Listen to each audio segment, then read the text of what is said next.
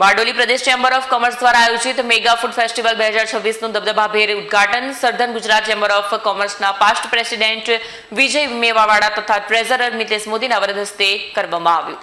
Bardoli Pradesh chamber of commerce દ્વારા આયોજિત mega food festival 2026નું દબદબાભેર ઉદ્ઘાટન સર્ધન ગુજરાત ચેમ્બર ઓફ કોમર્સના પાસ્ટ પ્રેસિડેન્ટ વિજયભાઈ મેવાવાડા તથા ટ્રેઝરર મિતેશભાઈ મોદીના વરદ હસ્તે કરવામાં આવ્યું। બારડોલી નગરની સ્વાદપ્રિય જનતાનો આ ફૂડ ફેસ્ટિવલને ભરપૂર પ્રતિસાદ મળી રહ્યો છે।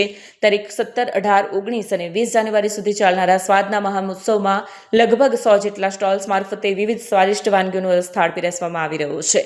ચેમ્બર ઓફ કોમર્સ તરફથી પ્રમુખ પ્રદીપભાઈ અગ્રવાલ, જયંતિભાઈ શાહ, નિરંજન માનાજી, હેમંત જોશી, સુરેશ ગોયલ, રાજેન્દ્ર પટેલ, રાજેશ અગ્રવાલ સહિતના આગેવાનો ઉપસ્થિત રહ્યા હતા। ફેસ્ટિવલના પ્રોજેક્ટ ચેરમેન નિલેશ ગુપ્તા તથા મનીષ દેસાઈએ ઉપસ્થિત સૌનો આભાર માન્યો હતો। બારડોલી ચેમ્બર ઓફ કોમર્સ દ્વારા આયોજિત ફૂડ ફેસ્ટિવલ 2.0 વિશે થોડું જણાવશો? નમસ્કાર, બારડોલી ચેમ્બર ઓફ કોમર્સનો આ સિઝન 2 છે, બીજો પ્રોગ્રામ છે ફૂડ ફેસ્ટિવલ।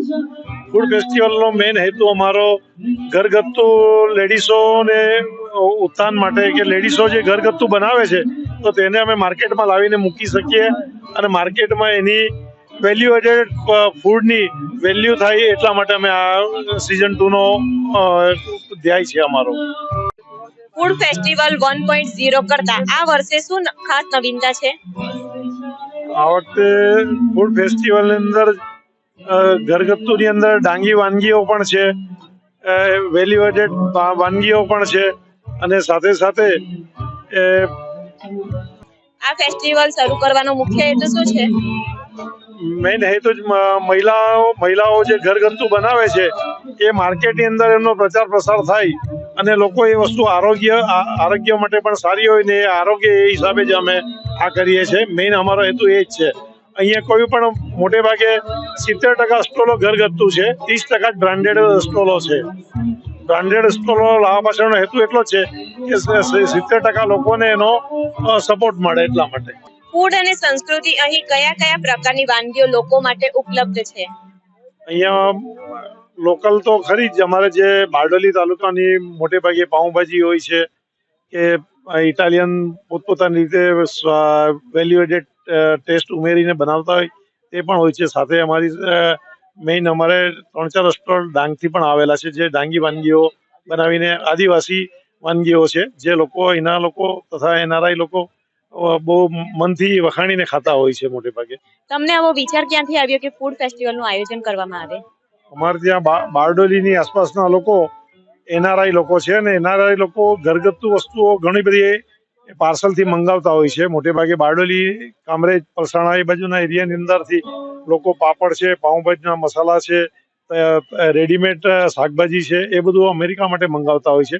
એટલે આ બધી વસ્તુઓ ઘરગથ્થુ બનતી હતી તો અમને એવું વિચાર આવ્યો કે ભાઈ આ બધી વસ્તુ ઘરગથ્થુ બને છે પણ ત્યાં એનઆરઆઈને ખબર છે પણ બારડોલીના લોકોને નથી ખબર, એટલે એક જગ્યાએ એ લોકોને ભેગા કરવા, એ લોકોની દરેક વાનગી અહીંયા બનાવીને લોકોને ખવડાવે જેથી એની રેસીપી બી ખબર પડે, એની અંદર જે એ લોકોએ એડ કરેલી વસ્તુ હોય તો તે પણ ખ્યાલ આવે અને એનાથી આખી વાનગીનો વ્યાપ એનઆરઆઈને જ જાણતા હતા તેની જગ્યાએ લોકલ પણ એને આરોગ્ય ખાતા થયા અને એના કારણે પ્રચાર પ્રસાર બંને વસ્તુ વધે એ અમારો મેઇન હેતુ હતો, જેથી કરીને મહિલાઓનું ઘરગથ્થુ બનાવવાની એક ક્ષમતા બી વધે અને સાથે બ્રાન્ડેડ વસ્તુ સાથે આ વસ્તુ પણ વેચાય એવો અમારો ધ્યેય હતો મેઇન।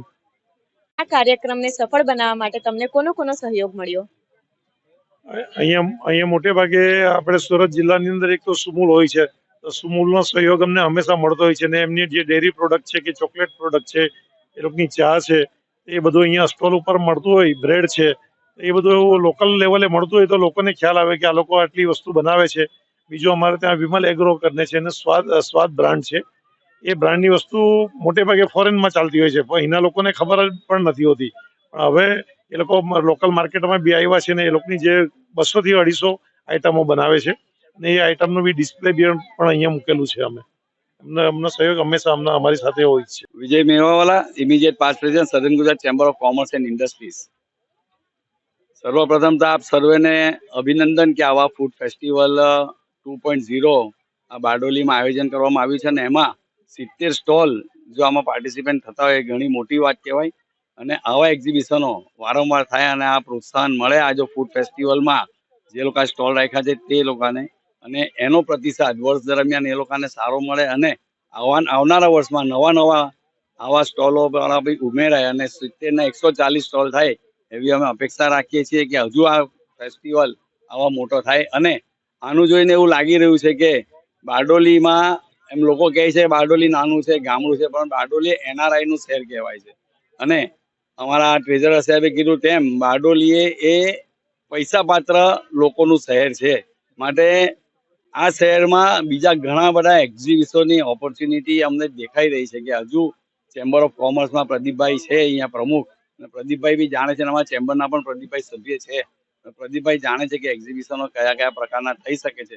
માટે એવી અપીલ કરીએ અને આશા રાખીએ કે આ ઉપરાંત બી બીજા એક્ઝિબિશનોમાં ચેમ્બર ઇનિશિયેટિવ લે અને શહેરીજનો આટલો સારો પ્રતિસાદ આમાં આપે છે તો બીજા એક્ઝિબિશનો પણ આપશે જ એવી હું આશા રાખું છું. આભાર.